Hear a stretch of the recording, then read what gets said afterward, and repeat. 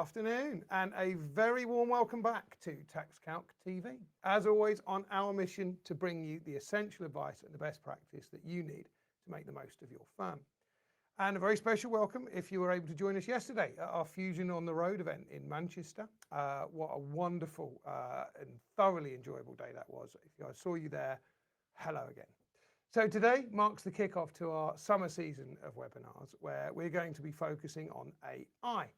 Yes, over the next few weeks, we're going to be taking a look not only into how you, not into how you can connect every aspect of your firm to Claude, but a more measured look at the advantages, but also the risks and how you can limit them.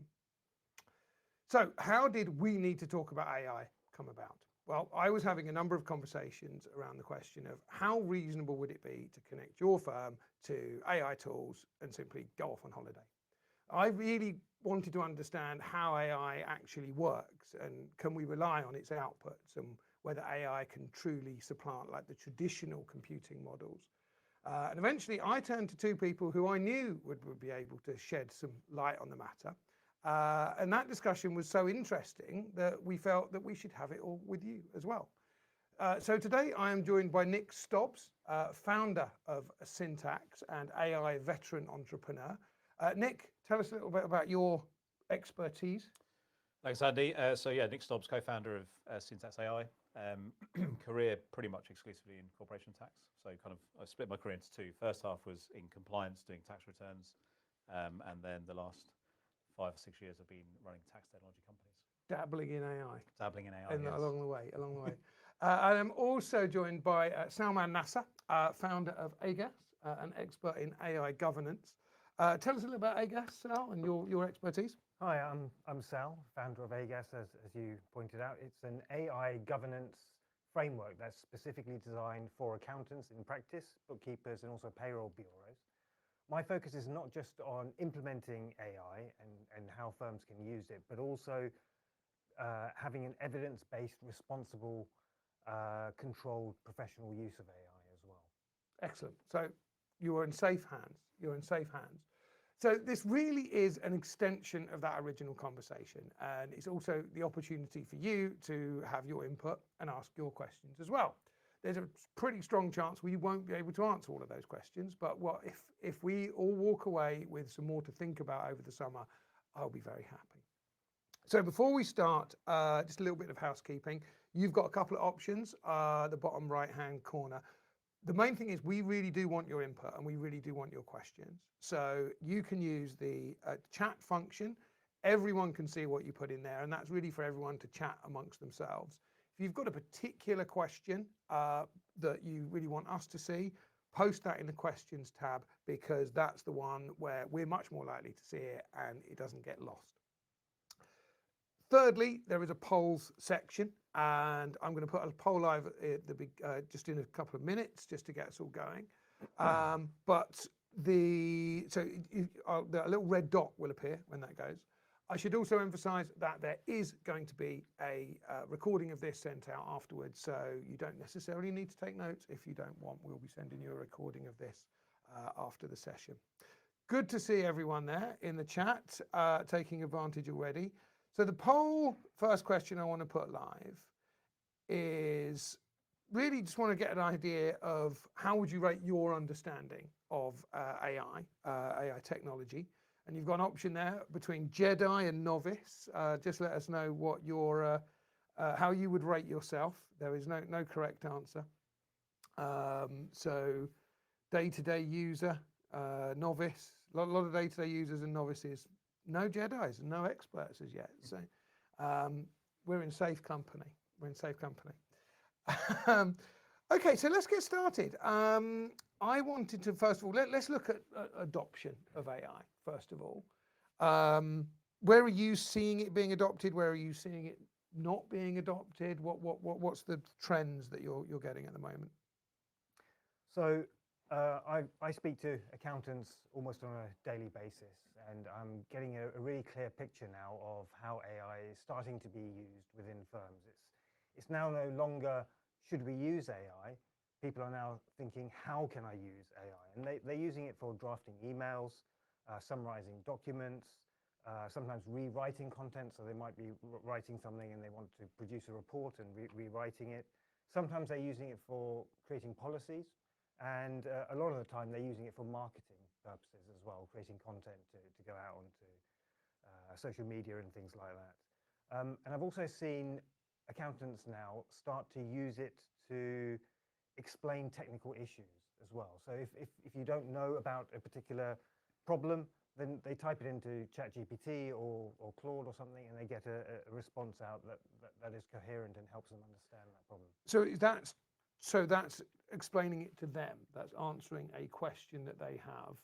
Exactly. As much as passing that on to a client. Is that happening? That they're saying, okay, I've got this information and I will pass that on?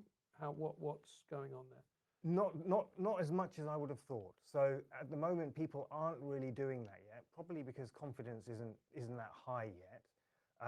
But we are seeing the younger generation of accountants actually start embracing those kinds of things a little bit quicker as well.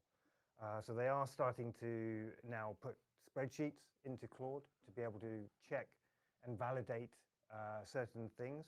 We're not really seeing people using it to produce tax outputs yet. Yeah, that's very much what I'm hearing. Nick, what Yeah, about 100%. you? Yeah, no, 100%. So I think there's a sacred space of compliance where it's perhaps not for maybe accounts production or tax production. It's not necessarily entered that space just yet. Yeah. And I think we'll talk about it later, but there's conversation about the type of technology, the deterministic versus probabilistic. So there's a bit of a sacred space there. Definitely 100% seeing it a lot in bookkeeping. So with transactions or reconciliations, I think we're seeing a lot in there. We're seeing a huge push from vendors, especially into month-end close. So it looks like there's a lot of work going into that with automation.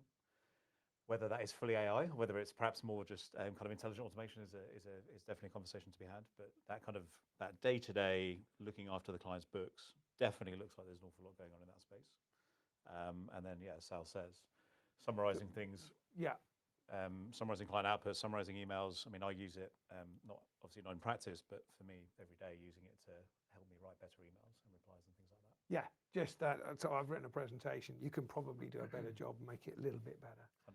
That's kind of maybe sort of low-level use. Yeah. One question, and it comes back to this notion of people not using it in compliance. Now, I don't know whether this is what's happening, but I recall back 15, 20 years ago when we started seeing automation in things like bookkeeping and taking photos of receipts and scanning those straight in.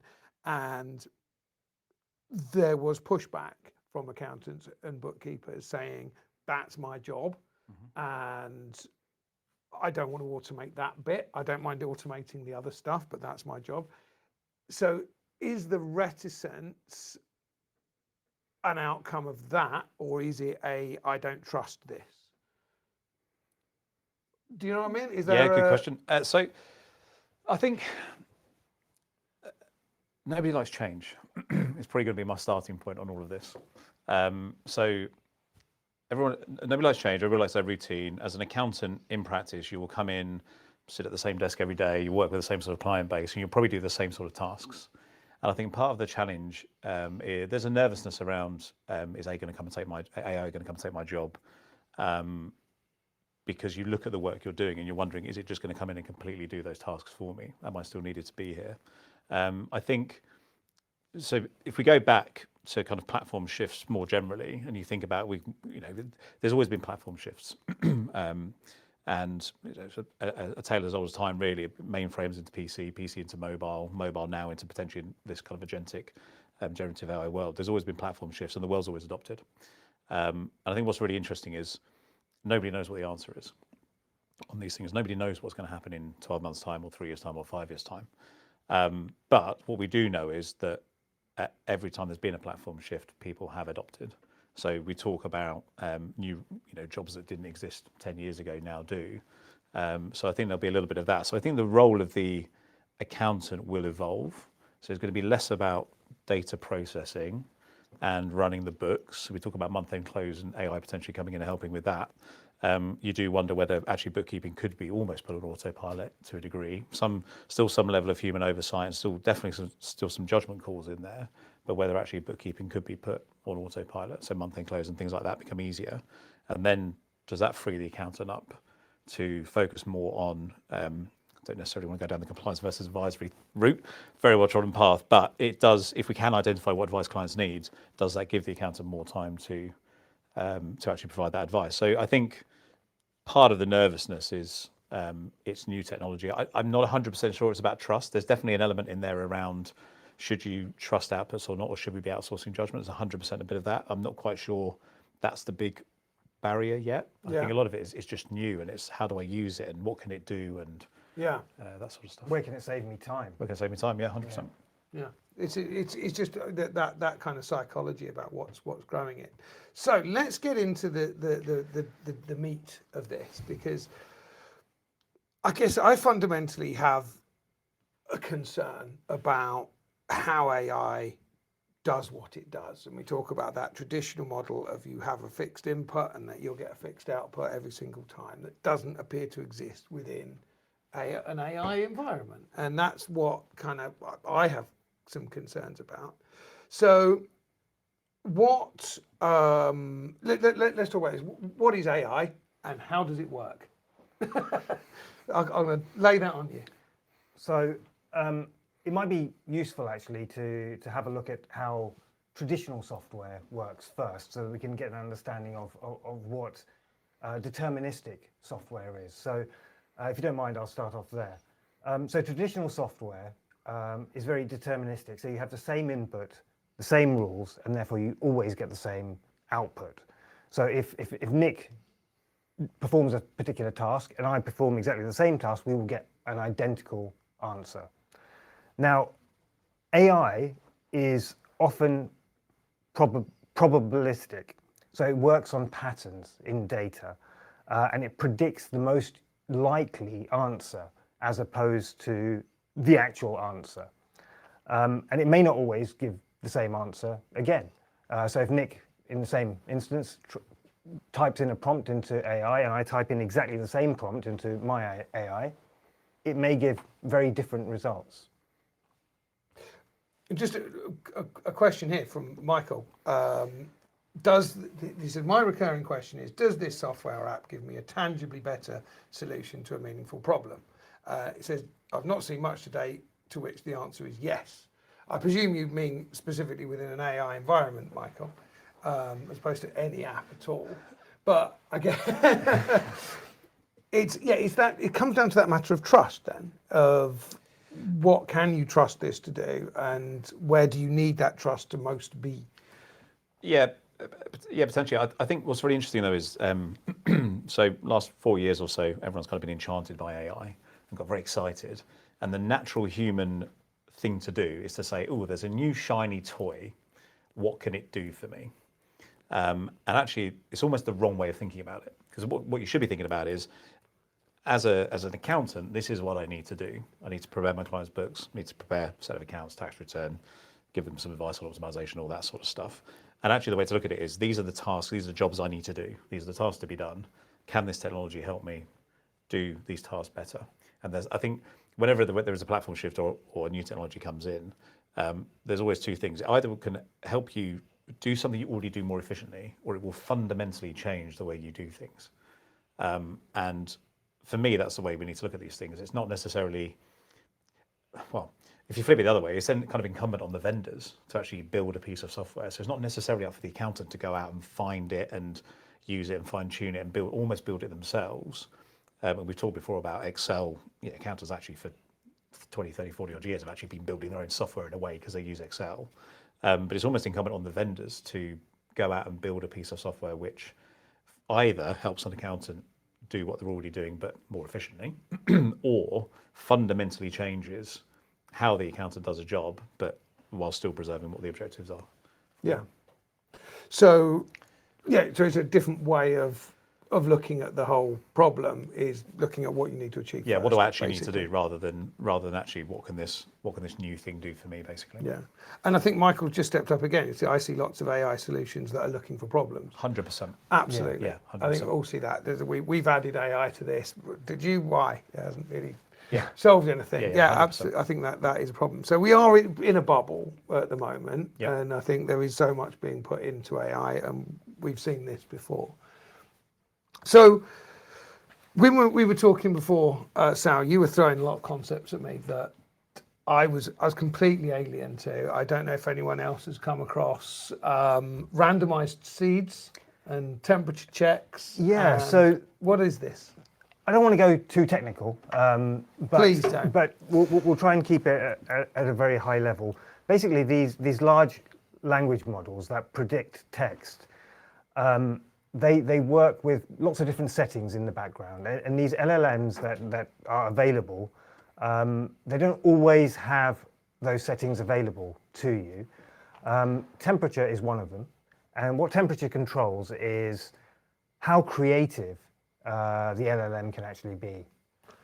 So you can dial up the temperature and make it really creative, but then it can make a lot of mistakes. And what we find is with models that are being used in financial software, the temperature has been dialed right down. So that means it's going to stick very much to the training material that's been created, from, and it will only use that material, or it will try to only use it, and therefore the prompt, the result that it gives out is much more likely to be the right one. So when you say creative, I mean, as I understand it, the way AI works is, I mean, it's not intelligent. No. It's literally going along and saying, okay, the most probable next word Yes. I'm going to get is this. So when you say creative, it's saying, okay, I'm not just going to go for the most common word. Exactly right. Yeah. Is that right? Okay. Exactly right. So it looks at the next word, and so you know, in a sentence, it will then look at the next word and think, okay, let's try and do something a little bit different, and it will then go off in a slightly different tangent because it only knows what has gone before and what the prompt was to begin with. It doesn't know what it's going to say at the end of the output. And that's where we get hallucinations, And right? that's exactly this where we is get. exactly where these come from. And the randomized seed was, in order to make these language models a bit more realistic and to feel a bit more human, they have a randomized section in there. And what that does is it allows for slight variation to keep it natural as well. So there's always an element of randomization in there too. Right. And you were saying that these various metrics that you're able to sort of scale up and down, that's what the vendors are doing behind the scenes. Yeah, so think of it as like fine-tuning a car engine. So I could go buy a stock engine for my car, or buy the car with the engine already in it, obviously, or I could maybe take that car to a customization factory, and I'll say, right, I need the brake horsepower, I need 200 on this, I need 800, and they will fine-tune that engine. But they're taking the stock engine, they're fine-tuning it for my car, and what they might then do with my car is put better suspension in it, put a better engine bay in it, so that it can handle the additional torque, etc. And that's really what. So when you see specialized AI out there, that's really what a vendor is doing. They're taking a model, publicly available model potentially, or using the APIs from OpenAI or Claude or Gemini, and really they're just fine-tuning that model to give them a better chance of getting the output that they need for, say, legal work. So you're more likely to get fewer hallucinations if you use a fine-tuned vendor driven. Not necessarily likely to get fewer hallucinations, but your output is more likely to be, so for legal work, for example, you're more likely to get an answer which is a bit more tuned towards what you'd expect a legal output to be, or what you'd expect a lawyer to produce. The thing with hallucinations, I think, is fascinating because they're inherent in the software. It's just in the structure of how they're developed. There's absolutely nothing you can do to get rid of hallucinations. They will never disappear. They're always going to be there. But the challenge is when you get to professional work, especially tax work or accounting work, the challenge is that there is really zero room for error. So hallucinations in creative work, creative writing, for example, or brainstorming or research potentially, are fine. It's not really a problem because it's kind of giving you something that a human can pick up and help them work through a process. But the challenge is when we then get to professional work and we say, well, it's binary, the tax number here is either correct or it's incorrect. That's where the real challenge is, because the hallucinations then really start to cause problems. So that comes back to, I mean, I think part of the original premise was, you know, can you just switch this on and leave it alone? And then this point of, okay, if you ask ChatGPT to complete a calculation and it says, okay, I've done the calculation, here's the answer, and here's how I got to it. Yep. But it says, okay, I added 40% here. And you have to go, okay, well, should you have done? Or, you know, you've supposedly done it, but should you have done? Is that the Spanish tax code from 1982? And in fact, you've said you did it, but did you? Did you actually add 20%, but you've told me you added 40? Because these things happen all the time. I mean, it does sound like rather like we're coming down on the, you can't really be trusting this to be doing your work right now. That's where we're at. Yeah, I think that's probably potentially a safe assumption.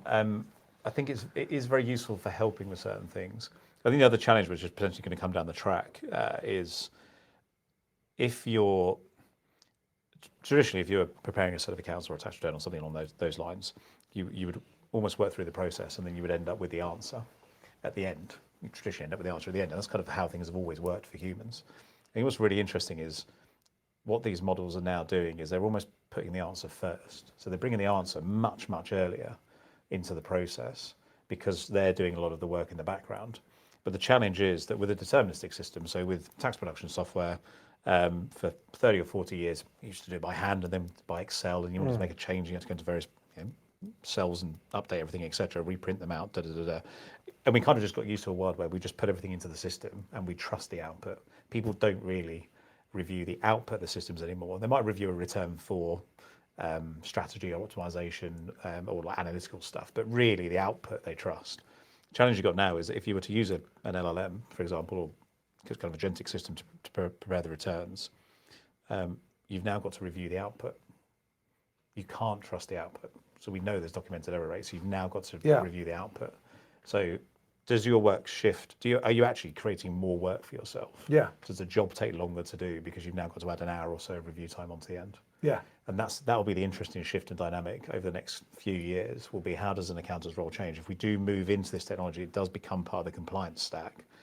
How does the accountant's role change from actually data input to actually reviewing, just purely reviewing the output? Checking the work. It's been done properly. 100%. Yeah, I think you're absolutely right. It's the obvious thing. If you've just substituted one set of work for another. Yes. Thanks, ChatGPT. So let's move on, because there's a load of concepts that I'd like to get to the bottom of, and one of them is we talk about LLMs and we talk about agents, and it would be great to understand from you guys really what the difference is. What am I talking about if I'm talking about an agent, and how should I be using that as opposed to an LLM? Go. Right, agents. Potentially the buzzword of this year. Maybe next year we'll see where we go, or agentic might come in. We see a lot of stuff at the moment about agents, lots of conversations about agents, lots of marketing about agents, etc., and agentic workflows. I think my personal view is I think probably maybe 80 to 90% of what is out there at the moment is actually just more like intelligent automation and isn't necessarily agents. A genuine agent, a genuine piece of technology, which you could call an agent or agentic, has to do four things really. First thing, it has to be able to perceive its environment. So it needs to know that it's looking at bookkeeping software, for example. It needs to understand and perceive its environment. Without being told. It needs to be able to recognise. It's like, oh, that's where I'm at. This is bookkeeping software. Once it's done that, it needs to know what it needs to do within that environment. So it's like, oh, I'm in bookkeeping software. Right, I need to go and reconcile some transactions. I maybe need to make some journal entries. I need to do some prepayments, some accruals, all that sort of stuff. So it's got to perceive its environment, and then it's got to work out, it's got to know what to do in that environment without being told. No one's allowed to tell it what to do. Once it's done that, it's got to be able to go and either spin up the tools that it needs access to. So maybe it needs to do a calculation, so it can build a calculator, or maybe it has access to some tools that have already been built for it, but it needs to be able to know to go and access those tools. And then once it's done that, the fourth part of it is that it needs to be able to self-reflect. So it needs to be able to look back on the work it's done and say, actually, if I did this again, this is how I would improve that process next time. The really interesting thing is, if you build a piece of technology that can do all of those four things, you've effectively got AGI, which is this one thing that everybody's trying to get to. And just confirm what AGI means. so basically, so artificial everyone- general intelligence. General So intelligence. you just don't need humans anymore, basically, if we get to that point. And I That's think a bad thing, isn't I think it? it's yeah. I think it's a really bad thing because there's a whole economic impact and everything else. But I think what's really interesting and fascinating on, especially for professional work with genuine agents, if they do work, what do you need a human for? If something can perceive its environment, know what it needs to do, access the tools it needs to do those tasks, and then learn how to improve, what do you need a human for? I think what will actually happen is, rather than, as I say, go back to like 80-90% of stuff is actually intelligent automation, I think what this platform shift and certainly what's happened over the last 2 or 3 years has been really interesting is it's just got people talking about technology. And actually, because the accounting profession is probably the last of the professional services to actually catch up with changes. And what's really interesting now is it's forcing everybody to kind of just have a think and a look. And it's like external pressure into the market that's making people build better software. So I think that's the real big benefit at the moment. So the idea of the agent, you're saying that a true agent really is AGI, and we haven't achieved AGI yet, and there is a lot of debate over whether we ever will. Yep. Just the sheer amount of computing power that you would need may never be available. Might be a good thing. But the agents that we are using now, so you're able to go onto a website and you say, okay, I want an agent to do this. And it's as easy as that, isn't it? You literally just describe what you want it to do, Yep. and it will go off and do it. But I think one of the questions I've got, and this is possibly one for Sal, is how can you trust that agent to, because I've heard lots of stories of people using agents to create code, and that they do things within that code that the author of that code doesn't want, and the agent says, yes, I've stopped doing that, and it just carries on doing it and denies doing it, and it goes off and does things that you've specifically asked it not to do. So how can you control one of these things? I mean, it sounds like Fantasia here. We're talking about, Mickey Mouse and the So buckets. agentic AI is really highlighting a really bigger governance issue. So if a agentic AI has access to various systems, there could be risks associated with that. It may be able to retrieve certain documents and things, and whether those documents are confidential or not. It may be able to send communication out to clients, emails and that kind of thing. It may even update your CRM, whether it's doing it correctly or not. It may make decisions across multiple steps in serious workflows. So there are lots of examples that I can give you of risks within agentic workflows.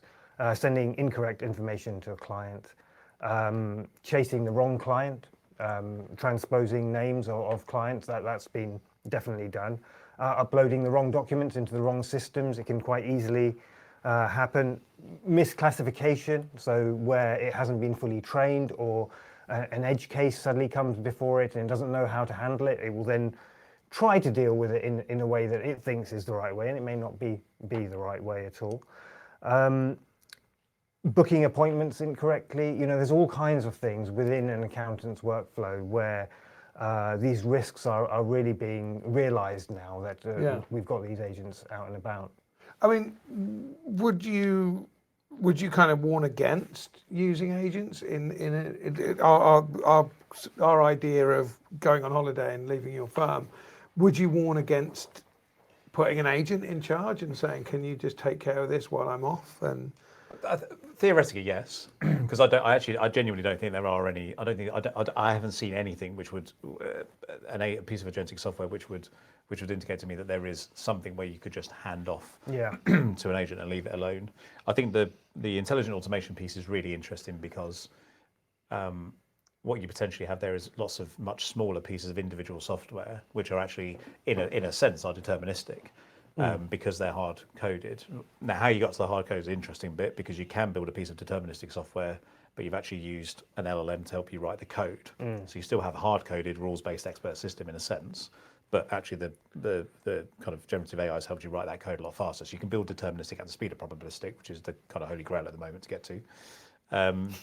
But I think that the intelligent automation stuff is lots of much smaller pieces of deterministic software, but they know how to talk to each other and link to each other. That's I personally that's a lot safer. Yeah. So you can build structures within it to Yeah. reduce that risk. And I think we talked before about having, lots of different AIs all kind of working together to come up with that. But I mean, Giovanni points out, and I think this is a really good point. We talked about those mistakes that you were making. Our bookkeepers do all those mistakes as well. So as humans can easily make the same errors. So that's a very fair point. So from a governance standpoint, there are certain controls that I like my firms putting in place. So having access limits to the agents, having human approval points throughout, creating audit logs as well, so you can actually see what it's doing, why it's doing it, and how it continues. Having clear ownership as well, so having somebody who can own a particular workflow as well, testing. Okay, so not just creating something and just letting it out into the ether. Vendor due diligence, data protection reviews, output reviews, these kinds of controls can be put in place to try to minimize the risk. Yeah. And I think one of the concerns that I have, and I know there isn't really an answer to this, is this notion of you can tell an AI to do something or not to do something, and it doesn't have to listen to you. You can say, don't go outside of this database. Oh, I won't, but it does, and that's a real area of concern. Got a couple of questions that have come through. So Claire says, I'm just beginning to look into using Copilot or Claude. People say they can do things for you, summarize spreadsheets, etc. How do you learn what they can do? Is there training? Someone said to ask it to help you, which is a good idea, I think. Yeah, absolutely. How do you actually get started? So we're back to basics. What's the best way of kind of getting started? I mean, I suspect you say, Claire, is probably using AI when you use Gemini, right? You get the AI output. But what advice would you have for Claire? Well, I mean, what Nick was alluding to earlier is to start with what it is that you're trying to actually achieve. Don't try and implement workflows just for the sake of it. What task are you trying to perform using AI? Once you have that task, then you can find a suitable AI for it. Yeah. 100%. For me, it always goes back to jobs to be done. What are you trying to do? And then it's what's the best technology fit. I think it's a great shout to ask whatever system you're using, if it is Claude, to build me a training schedule, teach me how to use you properly. But I think it's got to be guided towards how do I do a certain task. And I think this is accountants adopting AI internally. I think you will have vendors that will build systems that you just take off the shelf, plug and play, and go. But that's always sat alongside accountants using Excel, as we say, for like 20 or 30 years. So I think accountants dabbling in AI will be the same sort of process. I think the best thing is to choose a version you like, and then just try it with some use cases that you currently do. I think, though, one of the issues, and Claire, I do have sympathy with you. I mean, I remember when I started using this, and let's face it, it has moved on so much just in 6 months. There are things that someone would say to me, hey, well, why don't you get AI to do that? I would never even consider that AI would have been capable of doing it because I wasn't fully aware of what its capabilities were. And he's like, well, yeah, just ask AI to build you that bit of software. And I wouldn't have even thought of asking it that because it just takes some getting used to, right? Yeah. So, yes. And also Barbara says, and I think this is getting back into the use running your firm, every accountant has their own way of handling data entry, which may differ from client to client. How will AI handle that? So I guess you've got an agent. I suppose what's really interesting is data entry has kind of been that's been an issue for decades now. Yes. The kind of one unsolved problem is how do I get data from the client and into my system? I mean, you can chase them as much as you like, but the client's actually physically got to load that up. I think we've had attempts. So look at OCR technology. kind of like 20 odd years that's been around, and maybe a bit of that was human-led to begin with, but I think that's probably taken over now. I think what's really interesting with LLM tools is parsing documents. So internally for us, we can now access and we can extract data from documents that we wouldn't be able to previously, and whether that's a set of accounts, tax return, whether it's a shareholders agreement or something along those lines, that's quite interesting because we can now get that out of systems. So you can use this sort of technology to do data extraction, but I think the broader point of data extraction within a practice is just there needs to be a process-driven system there. I think maybe the question, and I'm going to ask it anyway, even if it wasn't the original question, is if you've got, say, you've got 10 clients, and one of them likes to be handled in a certain way. They like a text, and this one likes an email, and this, just for example, is an AI kind of capable of going, okay, I'll always deal with Sally in this way and Janet in this way, and is it capable of doing that in any? What's your experience there? I wouldn't necessarily trust. I think it'd be brilliant at actually taking existing communications and helping you draft a response back to existing communications. Yes. But whether it could delineate Between, all the time between everybody, I wouldn't necessarily trust it to do that. But it depends how you were using it. So if you were just using a Claude instance and you were just spinning up a new chat every time, that's fine because it's just, you're literally just within that instance. But whether there was a tool or you built something which just was constantly helping you with client comms, there's a concept within the models that the longer your chain of thought effectively goes in the system, the more chance there is of hallucinations. And it effectively, the further it gets from the source of truth to begin with. It also compacts the conversation, doesn't it? And it summarizes itself, and then it uses the summary when it then looks further down, doesn't it? 100%. Can you explain that to me, please? So what I'm talking about is if you start having a conversation about any particular topic, it might be an accounting topic or something, and you start getting an output, you then enter in some more questions, it will then give you some more output. You might then say, okay, give me a report on this topic, it then gives you a report. You then say, okay, but I also need some slides on this, can you give me some slides? It will give you some slides. And then you might think, okay, well, I need to also prepare a leaflet or something. When it goes to prepare that leaflet, it might say, okay, I've had a really long conversation with you, so what I'm going to do is I'm going to compact that conversation, and it will summarize itself and basically bullet point the points that it's made. The points that it's made. And it will then only look at those bullet points, not the entire conversation. So it may miss things out, it may hallucinate as Oh, I see, right, okay. Yeah. So this is just the structure of thinking. That's right, yeah. But the way around that, obviously, is what Nick said, is to open up a separate instance, and then you're starting the conversation from scratch. And everything you're typing in, it will then be reviewing all of those things.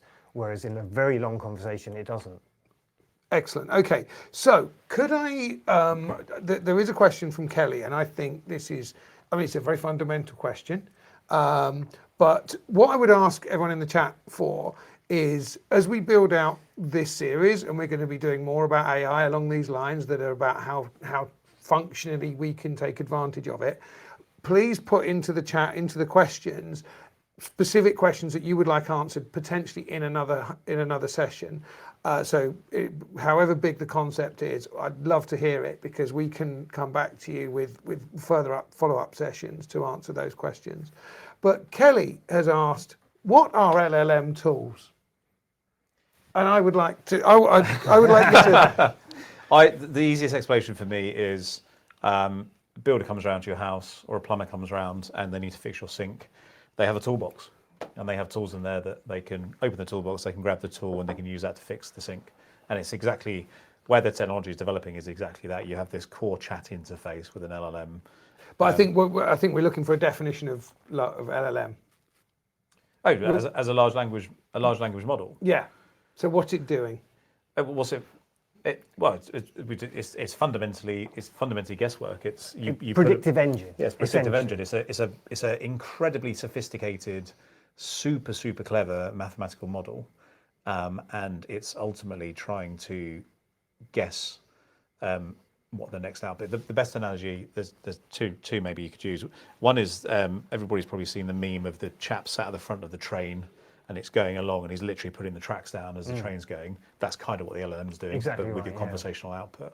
The other one I really like is like a librarian analogy where historically you go into a library, speak to the librarian, they would tell you whereabouts to go in the library, and then you'd use their system to find the aisle and the shelf and the book. Then you'd read the book and you get the answer.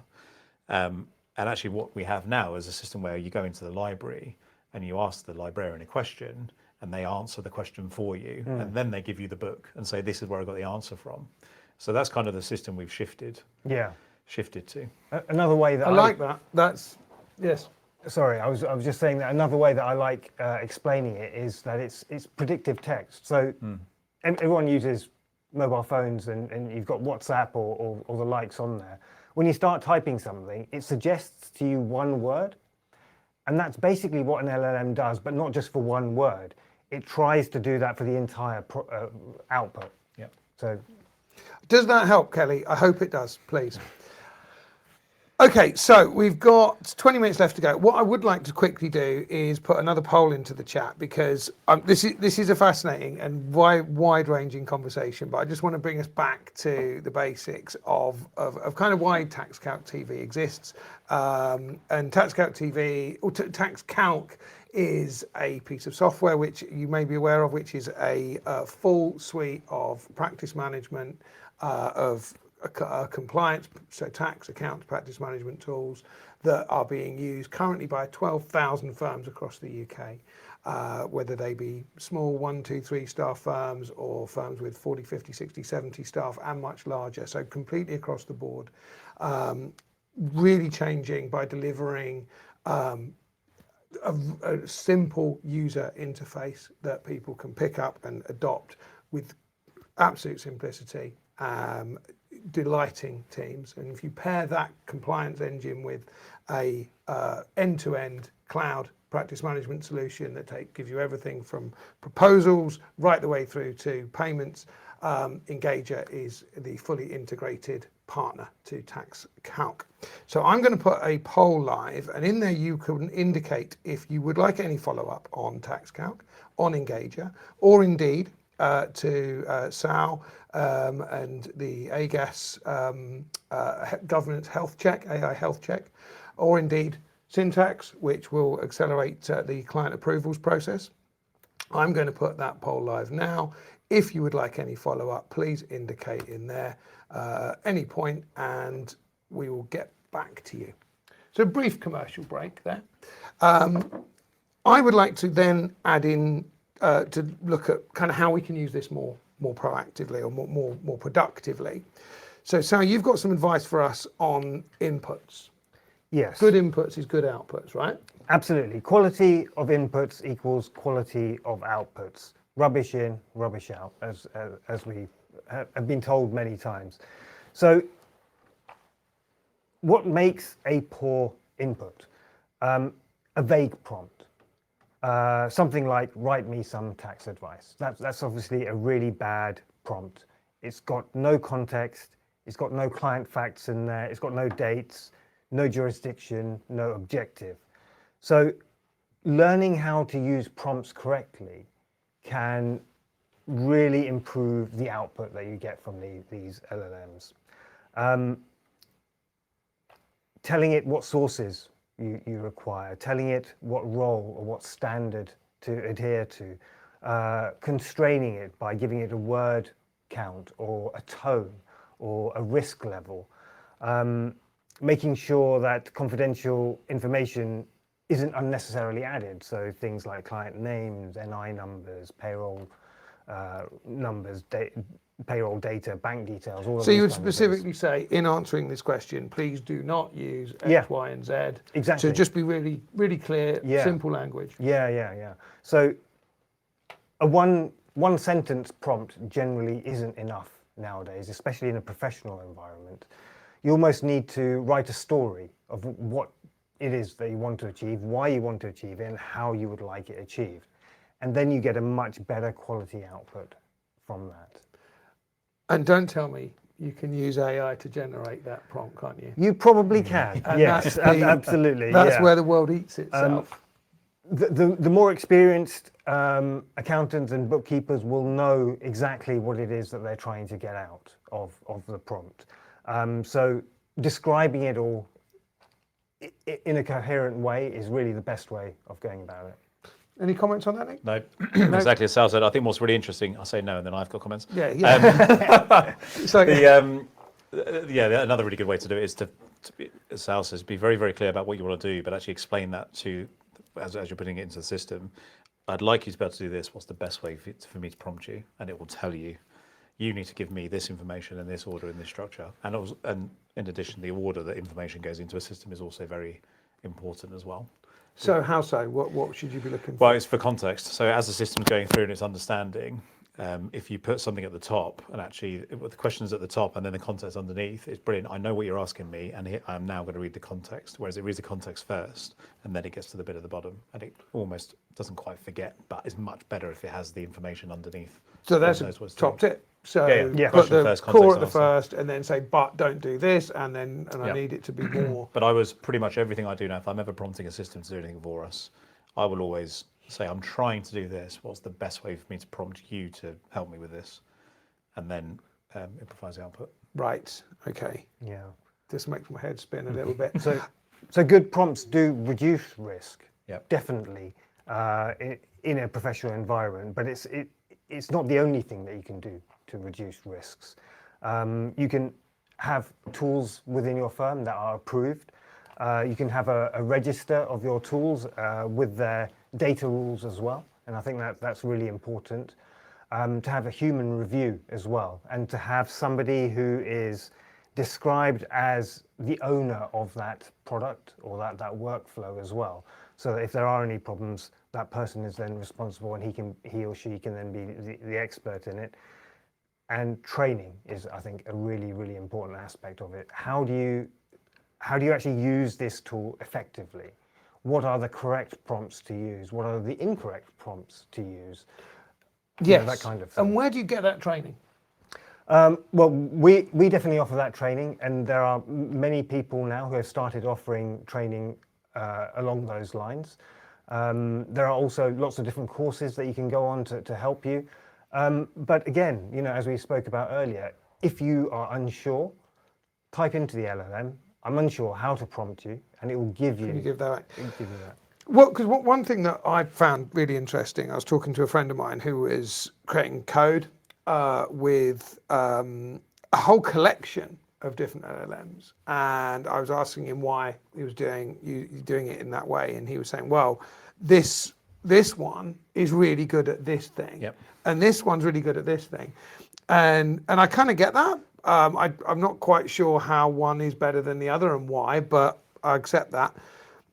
But then how did you know which one is better? There's a whole plethora out there. How did you know to use that one to devise the prompt, and that one to create the code, and that one to check it? And he said he'd asked AI, at which point the world ate itself again. So I don't know. I feel for people out there who are confused by this. 100%. And I think the other thing not to forget is that most accountants' exposure to AI, LLM tools is probably going to be through Copilot, I would suggest. Yeah, something along those lines. Because of the Microsoft interface.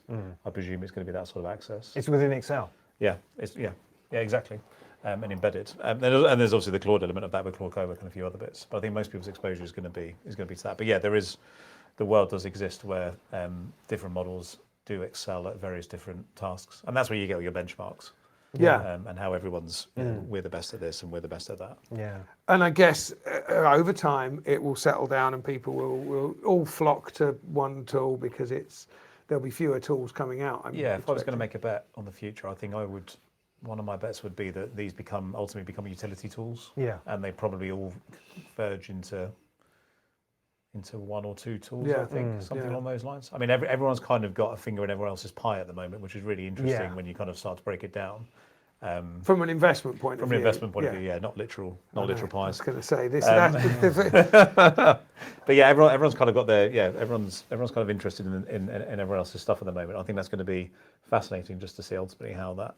Yeah, and there are some tools that I've seen where you pay a normal subscription, but in the back end, it doesn't just have Claude, it has Gemini, it has all of the various ones. And when you ask it to do a particular task, it will look at what task have you asked me to do, and it will use the right model. Yeah. So you can use it to create videos, you can use it to write reports, you can use it to do transaction calculations, but it will always use a different model.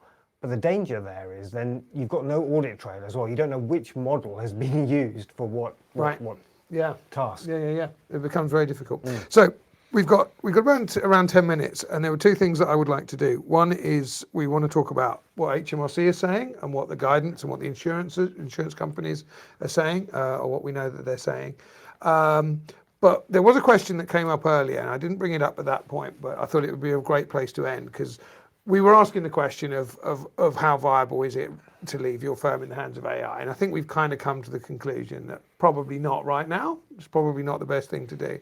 But the question that somebody asked back in the chat was around, would you advise a school leaver now to go into accounting? And I guess that opens up a whole lot of questions. But let's just quickly talk about HMRC first. So they've made some announcements. They've put out guidelines, as have the institute. So what's been said? What do we? I think both HMRC, ICAW, other regulatory bodies, I think super clear, and they've all been consistent on this, which is that ultimately the judgment still sits with the professional advisor. I think there's a real risk that practitioners outsource their judgment to these models, to these systems, and they allow it to make decisions on their behalf. So yeah, super clear. I think everybody's been super clear and very consistent that the professional responsibility, the risk, etc., still sits with the practitioner. The ultimate signature that is going on a return or a piece of advice.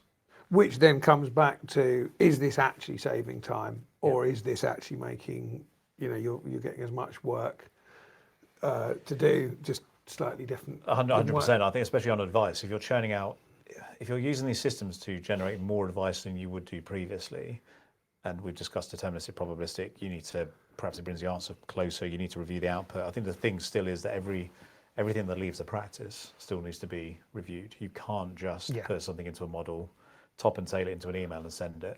You have to check.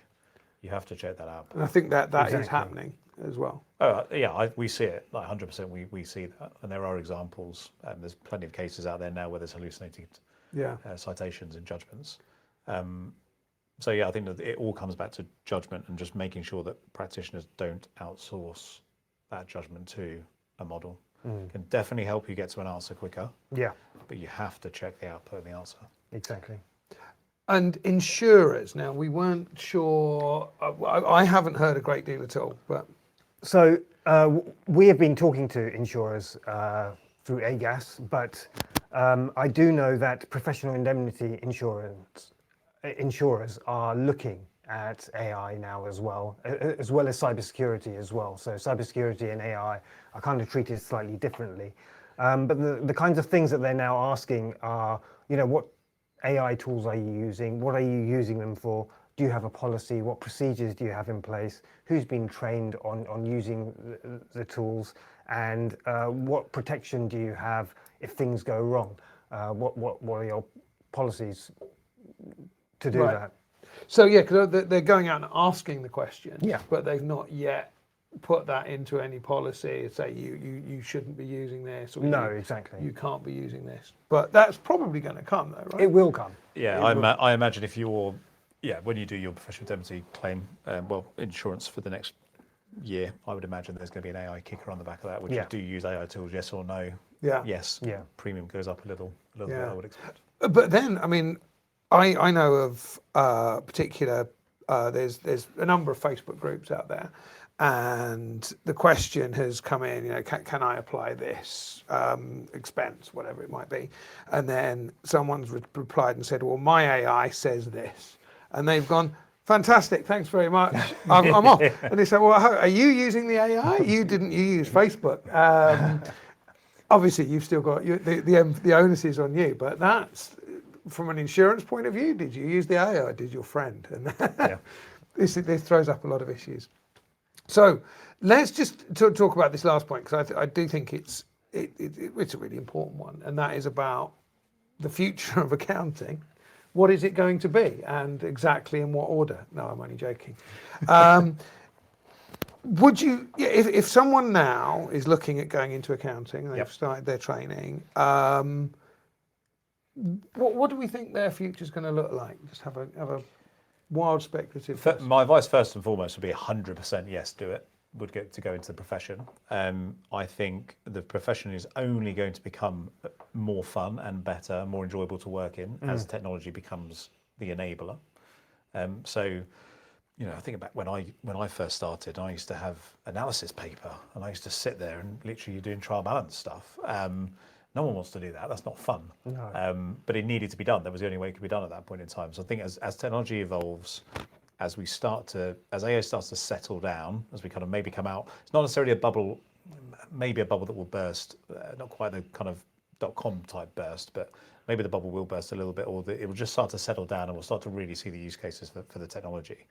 The role of an accountant should become a lot more fun, a lot more exciting, a lot more enjoyable, and working with kind of leading edge tech every day should be quite exciting.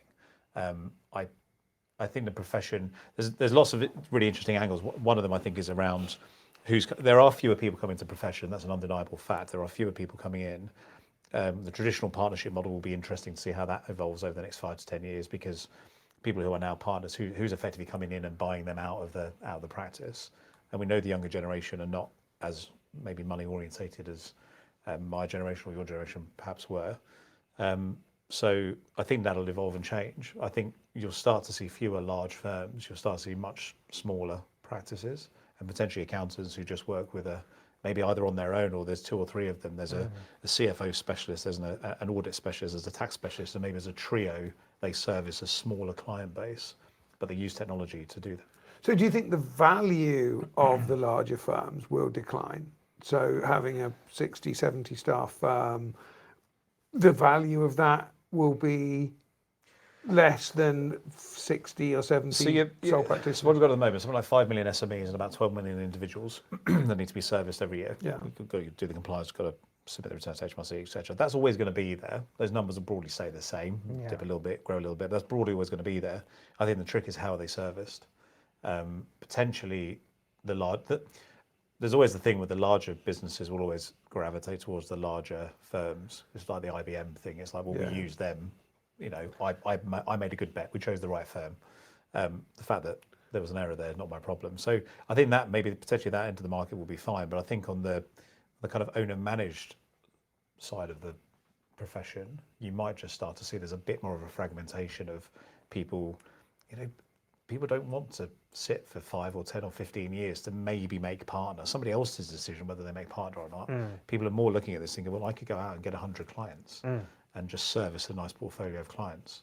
And utilise the technology to do it. Yeah, absolutely. Sal, any comments on that? Yeah, no, I think absolutely. I just echo what Nick said there. So, okay, we have come to the end of the session. I do hope that was useful. I found it fascinating, and as I say, it's very difficult to definitively answer many questions in this world, but hopefully we've asked a lot and we've got people thinking. Really appreciate your inputs. Continue to just get in touch if you would like us to. There's a burning question, something that you're really interested in understanding. Just let me know. It's andy.north@taxcalc.com. Because we would love to be able to build on this and come back with hopefully the answers, if not at least some guidance. So yes, thank you very much for coming. Thank you so much, Nick. Thank you so much, Sal. Really appreciate your input today.